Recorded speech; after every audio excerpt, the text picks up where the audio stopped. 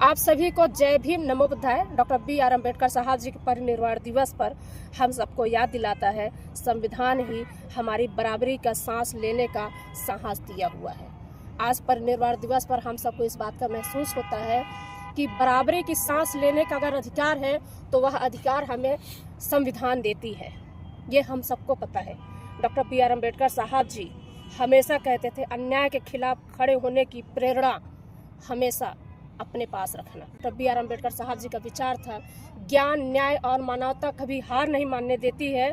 जब आपके अंदर ज्ञान, मानवता नहीं होगा तो आप हर मोड़ पर अपने आप को हार मानते हुए देखेंगे।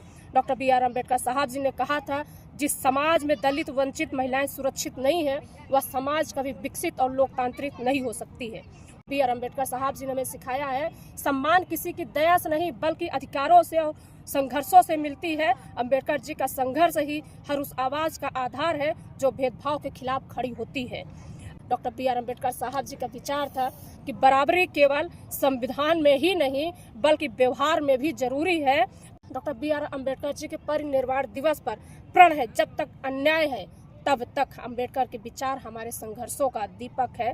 स्त्री की आज़ादी बिना समाज की अधूरी है, इसीलिए उन्होंने महिलाओं के अधिकारों की लड़ाई केंद्र में रखा हुआ है।